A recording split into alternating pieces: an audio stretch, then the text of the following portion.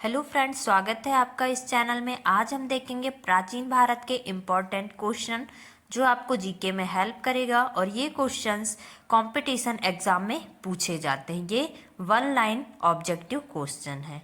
सबसे first question है, वेद कितने प्रकार के होते हैं? वेद 4 प्रकार के होते हैं। यज्ञों के नियम एवं विधि विधानों का संकलन किस वेद में है? तो यजुर्वेद वेद में है। यज्ञों के नियम और विधि विधान का विवरण यजुर्वेद में किया गया है। नेक्स्ट है, कौन सा वेद गद्य एवं पद्य दोनों में है? तो यजुर्वेद एक ऐसा वेद है जो गद्य और पद्य दोनों में है। भारत का सर्व प्राचीन धर्म ग्रंथ है। तो भारत का सर्व प्राचीन धर्म ग्रंथ है वेद। शून्य की खोज किसने की? शून्य की खोज आर्यभट्ट ने की थी। किस विदेशी यात्री ने भारत का दौरा सबसे पहले किया था?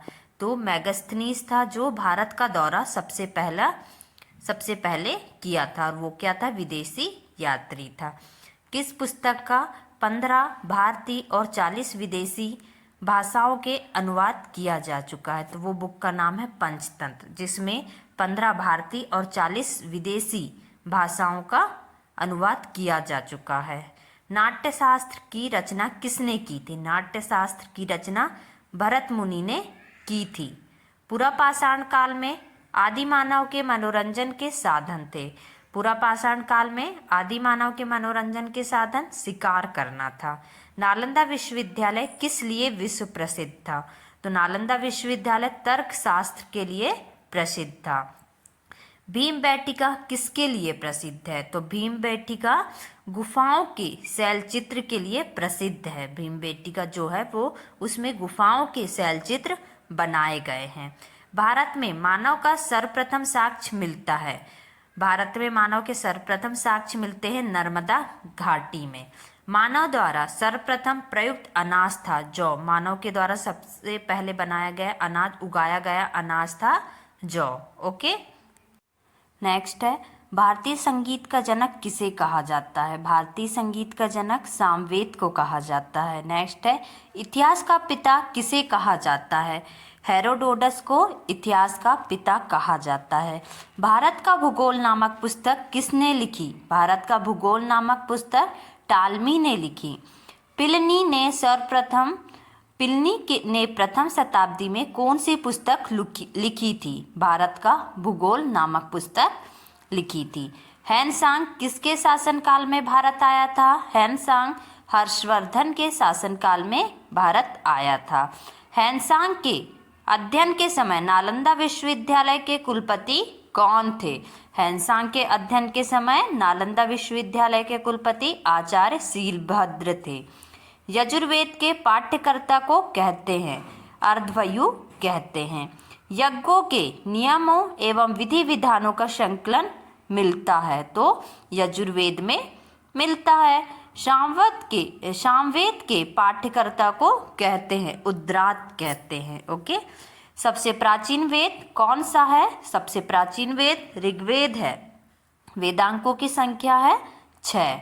ओके, सबसे प्राचीन एवं प्रमाणिक स्मृति ग्रंथ और कौन सा है? मनु स्मृति। सबसे प्राचीन एवं प्रमाणिक स्मृति ग्रंथ मनु स्मृति है। अर्थशास्त्र के लेखक कौन है? चाणक्य।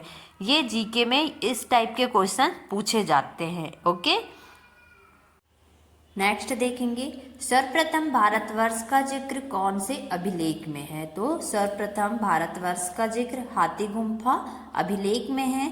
अभिलेखों का अध्ययन क्या कहलाता है? अभिलेखों का अध्ययन इपिग्राफी कहलाता है। ज्ञानी मानव इस धरती पर कब आए थे?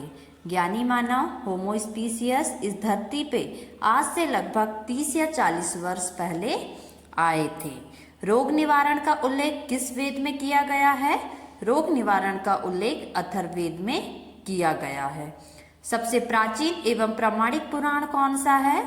तो मत्स्य पुराण सबसे प्राचीन एवं प्रमाणिक पुराण है। चाणक्य की किस पुस्तक से मौर्यकालीन इतिहास की जानकारी मिलती है? तो अर्थशास्त्र से। राजतरंगिणी पुस्तक के लेखक कौन है? कल्हड़। कौन सा वेद है? कौन सा ऐसा वेद है जो गद्य और पद्य दोनों में है? तो यजुर्वेद। प्राचीनतम सिक्कों को क्या कहा जाता है?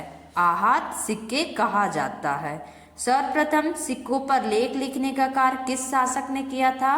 यवन शासक ने किया था। रोमन सिक्के कहाँ से प्राप्त हुए?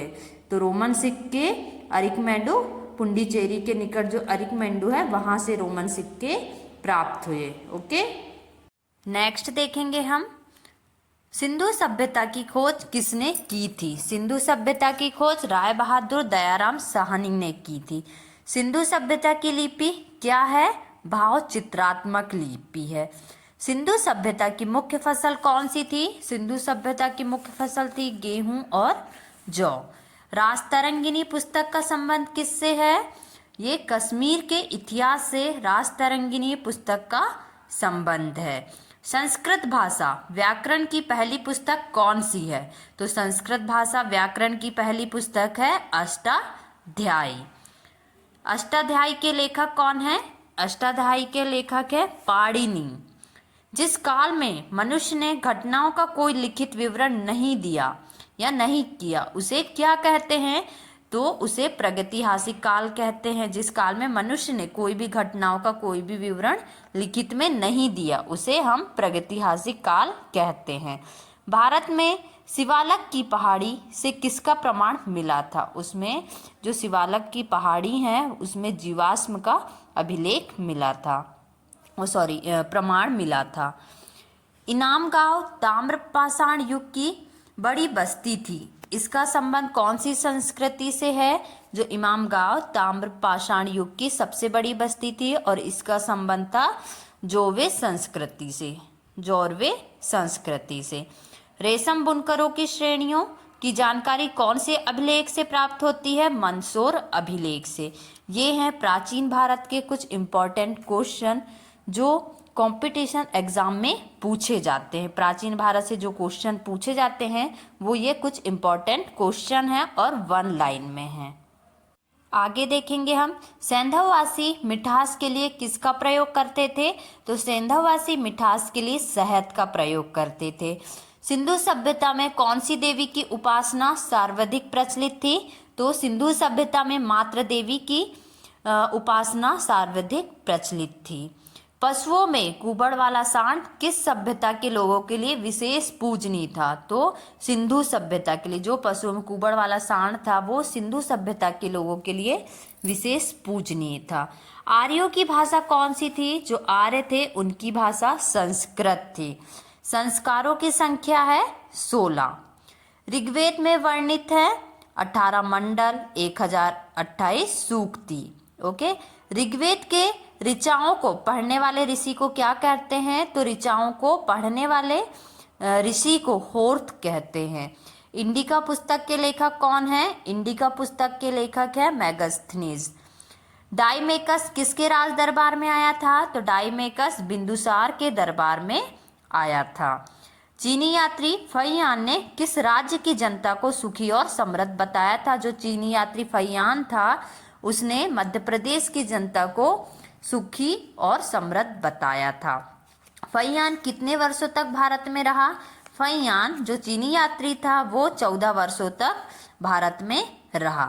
सिंधु सभ्यता की खोज कब की गई थी? सिंधु सभ्यता की खोज 1921 में की गई थी।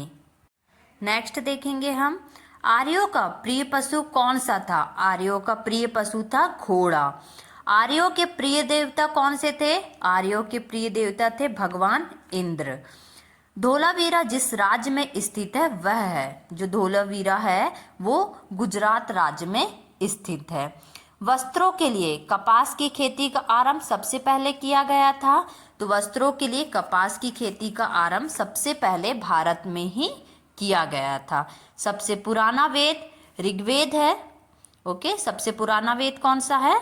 ऋग्वेद है।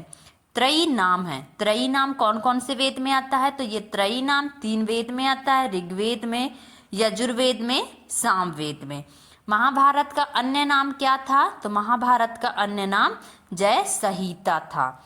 ऋग्वेद की मूल लिपि क्या थी? ऋग्वेद की मूल लिपि थी ब्राह्मी। ऋग्वेद के 9वें मंडल में किस देवता का उल्लेख है? ऋग्वेद के 9वें मंडल में किस देवता का उल्लेख है? तो देवता सोम का उल्लेख है। ऋचाओं के क्रमबद्ध ज्ञान के संग्रह को क्या कहा जाता है? तो ऋचाओं के क्रमबद्ध ज्ञान के संग्रह को ऋग्वेद कहा जाता है। टेसियस कहाँ का रहने वाला था? टेसियस जो था वो ईरान का राजवैद था। मेगास्थनीज किसके राज दरबार में आया था? मेगास्थनीज चंद्रगुप्त मौर्य के दरबार में आया था। मेगास्थनीज किसका राजदूत था? मेगास्थनीज सेलुकस निकेटर का राजदूत था। ये थे प्राचीन भारत से एग्जाम में पूछे जाने वाले कुछ इम्पोर्टेंट क्वेश्चन। ओके, ये आपको जितने भी कंपटीशन एग्जाम होते हैं उसमें हेल्प करेगा। Okay, thank you for watching this video. Please like and subscribe.